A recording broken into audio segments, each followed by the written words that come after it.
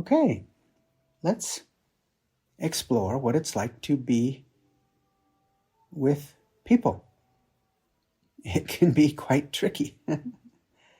Whatever state of consciousness someone is experiencing, it emanates from their body into the field that we're all in together. The human body naturally receives and transmits energy. And so we can feel that. And so those of us that are, in the role of being with people on a regular basis, it can be kind of nice to explore together what that's like. When I was at Naropa doing my master's degree in transpersonal counseling psychology with an emphasis on art therapy. In the third year of the master's degree that's preparing you to go out and be a therapist, you start sitting with people one-on-one, and they would have you videotape the sessions, and then you bring in your videotape and you watch it with your professor. And to give you a sense of how long ago it was, we did our videotaping on VHS tapes. It was this big monstrosity of a camera that you would put the VHS tape in the side and record the sessions on the VHS tape. And then you would watch the sessions with your professor, and they would give you feedback. And the first one that I did, I brought in my VHS tape, and I'm sitting there with my professor, and we watched the whole session. And upon the end of the recording, she looks at me and smiles, and she says, "Okay, so you're very caring and you're able to feel people's energy." She said, "Have you ever heard of the word empath or empathic?" And I said, "Yes, I have heard of that." She said, "Okay, good, you know about that. So you have that ability. You can feel other people's energy." She said, "A lot of people that are drawn to be of service to others are very empathic, able to feel other people's energy." And she said, "In your life, I'm guessing you've noticed you've always had this ability, and then you may have noticed that after some amount of time of being around people, you needed some time alone." And I just started giggling. I was like, "Yeah." She said, "Well, that's because you're absorbing their energy like a sponge. And then you're carrying that energy around, and then you need time away from people to let that energy dissipate." And so she said, "You probably also noticed that after some amount of time with people, you might also start to get a little resentful to them because they're not showing signs of improving. They're not changing." And I started giggling. Yes, that's familiar to me. And so she said, in this role that you will soon be in, because this was the third year of the master's degree, you'll be sitting with a lot of people. And if you continue to be with them like this, where you're absorbing their energy like a sponge, you'll get so overwhelmed and you'll probably burn out and you won't be able to do it anymore. And she said, "I invite you to contemplate, would there be another way that you could be with them and not absorb their energy?" And so that was the end of our consultation for that week. So I thanked her and went out and sat underneath a tree with my back up against a tree and was considering all the things that she had just shared with me.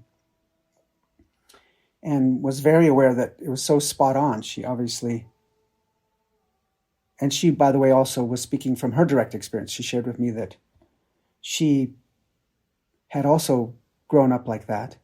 And then she was so grateful to her training at Naropa because she had gone through the master's degree program at Naropa and then had been out in the field for many years and then they had asked her to come back and be a professor at back then it was called Naropa Institute. And it was founded by a Tibetan teacher named Chogyam Trungpa Rinpoche. And the offering at Naropa was to combine Western accredited master's degree in the helping professions with the Tibetan Buddhist teachings. You would learn both. And she had said to me she was so grateful for that because it had helped her learn how to be with people in a way where she didn't get overwhelmed or sponge up their energies. And so she was then inviting me to contemplate how to do this. So as I was sitting underneath the tree reflecting on all that she had shared,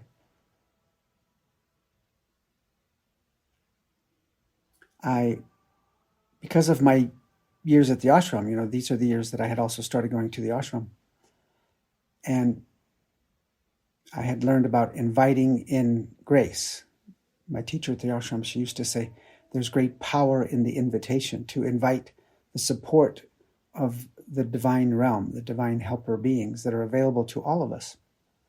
So I did that. I did an invocation, invited in all the divine friends, and asked for guidance as I sat under that tree after my time with my professor there at Naropa.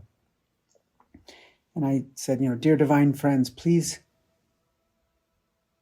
let me have a direct experience that reveals to me how I might navigate being with other people without sponging up their energies and getting so overwhelmed where I need time to myself, need time away from people. And then I released that into the field and was sitting there, and then all of a sudden, as I just sort of like softened into a really still, deep essence of consciousness, I had a vision. It was as if I was laying on my back inside of a sink basin, looking up at the faucet. And the faucet was, very large in comparison to me.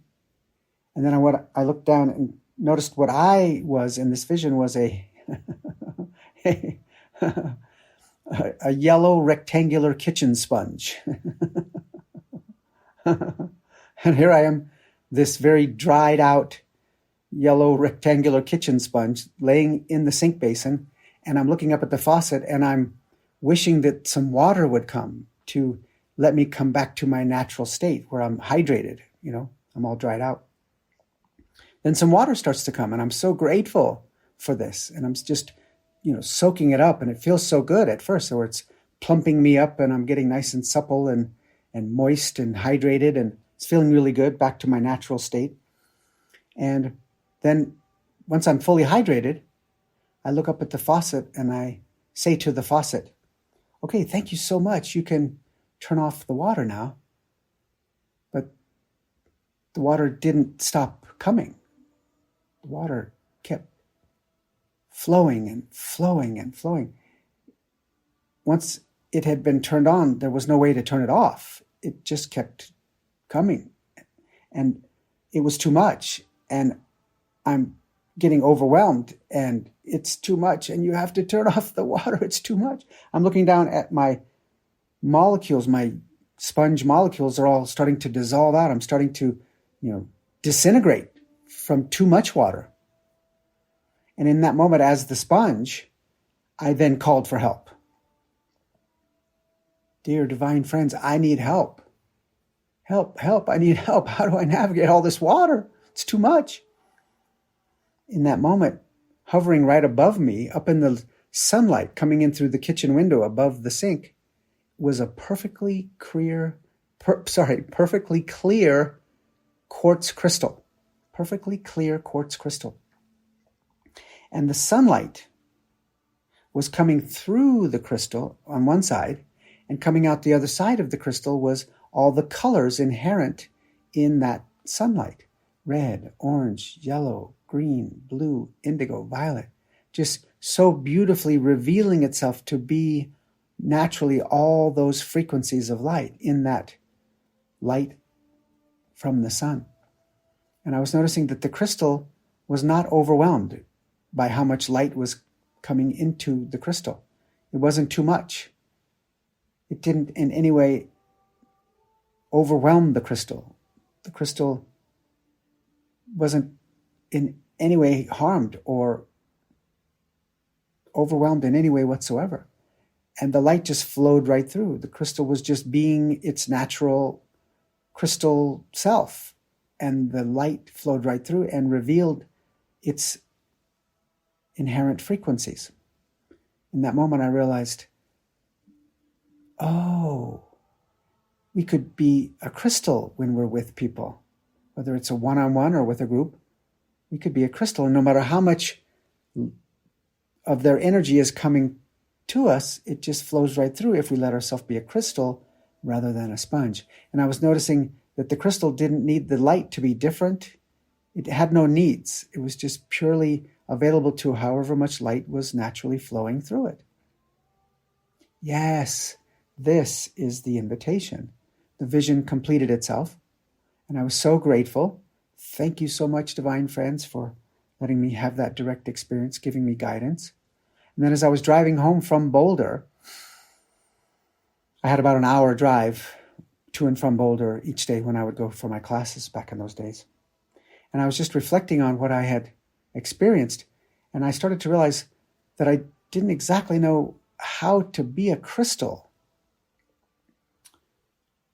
So I got home and, had sleep, and then next morning I'm driving back to Boulder for another day of classes, and I'm in a class with a different professor. And at the beginning of that class, she said, okay, everybody, now that you're starting to sit with people, we're going to invite you into a way that you can be with people and not get overwhelmed by the energy that comes from them when you're with them. It's a way where you are less likely to sponge up their energy and take on what they're feeling. In that moment, I realized, wow, this is a completely different professor also talking about this tendency to sponge up and absorb people's energy when we're in their energy field. And in that moment, I realized, oh, she's going to teach us how to be the crystal. And I had brought the crystal with me, by the way. I had brought that from my home because when I got home that day, I went and found the exact crystal that came to me in the vision. It was a crystal that I had purchased when I was at the ashram the summer before, perfectly clear quartz crystal. And I brought it with me. It was in my left front pocket. And I was so excited. Oh, she's going to teach us how to be the crystal in this ancient Tibetan Buddhist way. This is what she shared with us. We're going to teach you an ancient Tibetan Buddhist way that the Tibetan teachers would always let themselves experience when they were with their students, whether it was one-on-one or many students in a gathering. It was a way that had been handed down through the Tibetan Buddhist lineage. And she said, okay, now first we'll need to partner up. Everybody find a partner. So we did that. And she said, okay, now move your desks into different areas of the room to create a little area of privacy. So we all did that and faced our desks toward each other. She said, now somebody be the client. And the person that I was with said, I'll be the client first. And I said, okay.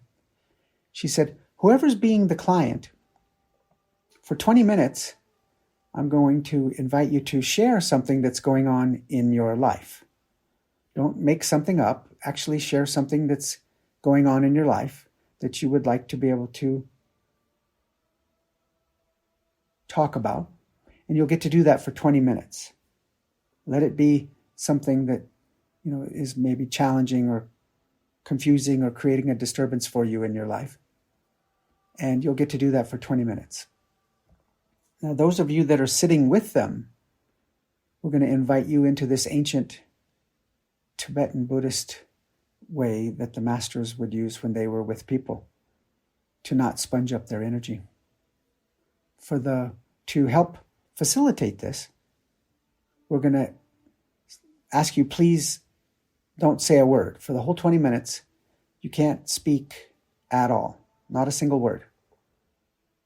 No matter how much, if in any way you're wanting to say something, give advice or try to, analyze or fix, or please let all of that go and don't say a single word for the whole 20 minutes.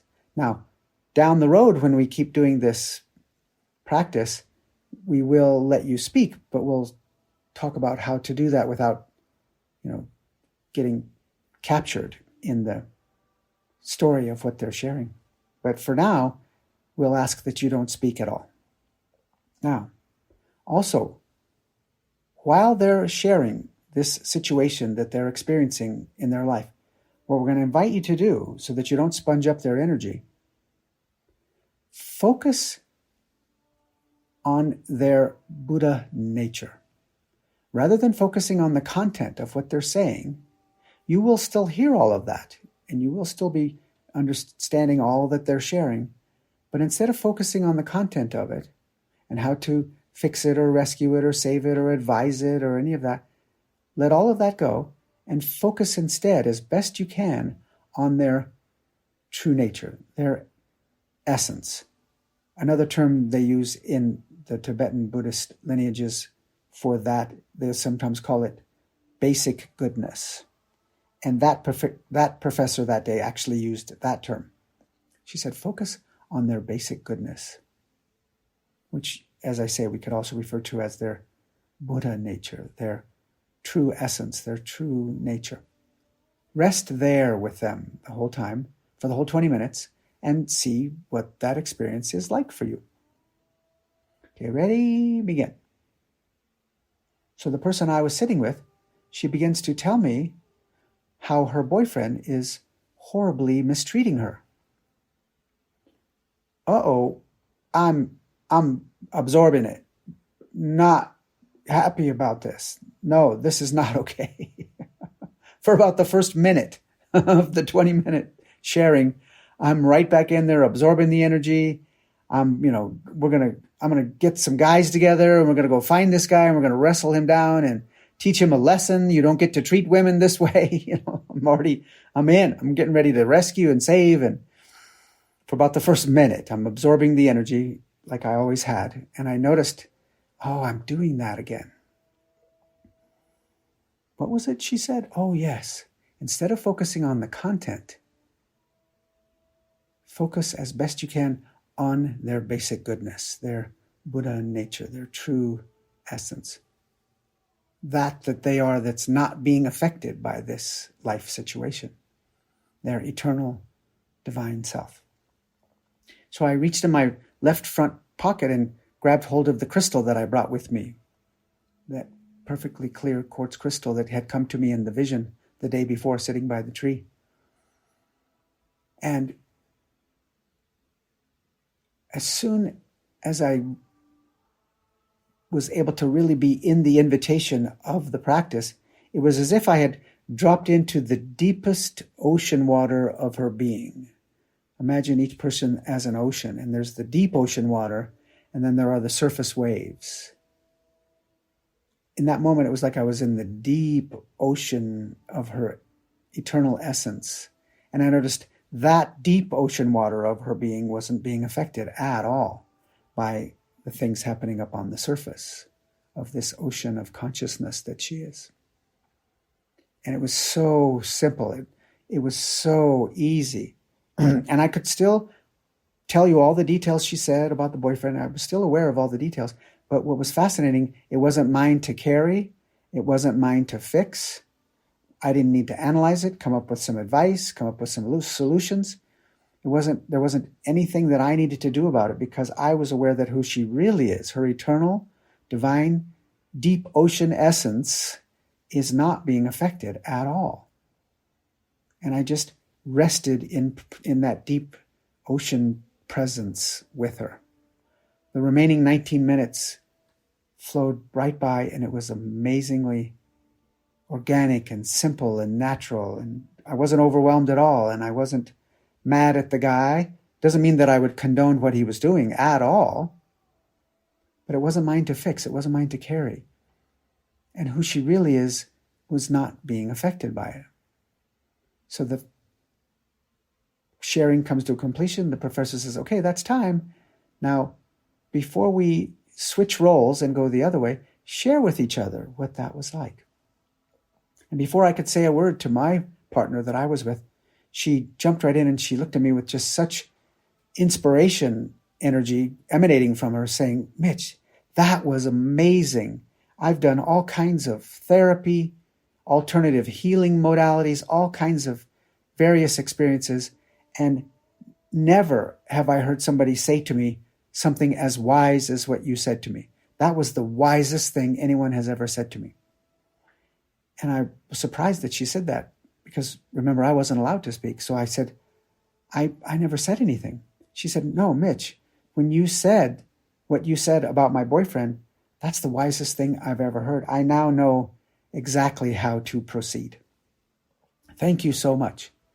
And I said to her, I promise I didn't say anything. She said, no, Mitch, when you said about my boyfriend, you didn't say anything? No, I promise. I didn't say anything whatsoever. Right in that moment, we both realized she had heard the wisest thing she's ever heard, but I didn't say it. And yet it happened anyway. She accessed the wisdom, the clarity, because I wasn't in the way. I wasn't interjecting things and giving advice and rescuing energetically and saving, because we weren't allowed to talk, and it allowed us to just really rest in. I wasn't energetically in the way, but I was this field of consciousness with her that was just resting in her deep ocean nature. And in that moment, I realized, wow, that all by itself is so beneficial to another being, just to be resting really deep in their ocean, their divine essence with them, rather than being up in the mind trying to, hold space or, advise or figure out or any of that. Just by being with her in that way, she found the wisdom, the clarity. It was amazing. In that moment, I realized that's how to be a crystal rather than a sponge. And so from that day forward, it was something we would practice regularly in that class. We would always pair up and do those workings. And time after time, you would see that sometimes something would happen that would really start to pull you in, and then you would remember, and then you could just drop into that deep ocean essence that's not being harmed. And then as the weeks and months unfolded, then we were allowed to speak and say things. And what we were invited with the speaking was, to not say something if we felt in any way it was coming from, the need to save or rescue or analyze or figure out or any of that. If the words were coming from that deep ocean place, very often what it might be is asking them a question that would invite them to look more deeply into their own exploration of whatever it was they were sharing. And we were also taught that in any moment when they pause and it seems like they're waiting for you to say something, if you're really truly resting down in their basic goodness, their Buddha nature, their deep ocean essence, if there's nothing that's coming from there, then don't say anything. And then they'll often continue the flow themselves just by letting them have that space. They'll often stay in the flow and find their way to it. So this was a process that then unfolded for me from there as a way to sit with people and not sponge up their energy, understanding that who they really are is not being harmed by whatever they're going through. And this I have found over the years as things continue to unfold for me, sitting with people and then doing a lot of big group events and everything. The possibility was to, prior to the event, invite grace, do an invocation, invite all the divine friends, ask for help, and ask to be able to just rest in that divine, loving presence, that deep ocean essence with them, that pure compassion, pure understanding, deep eternal wisdom of eternal existence with them. And then we're way less likely to be absorbing the energy and get overwhelmed by it. It's more likely that the energy then can just flow through us like a crystal, like we're just a pure crystal, that the energy, the Shakti of the group energy, if it's a group, or the person, if it's a one-on-one, can flow right through us without us absorbing the energy and getting overwhelmed and needing time away from people. This is a way that I have found very beneficial. And if you like, you too can explore this and see what it's like for you as a possible way of being with people without being so likely to absorb their energy like a sponge.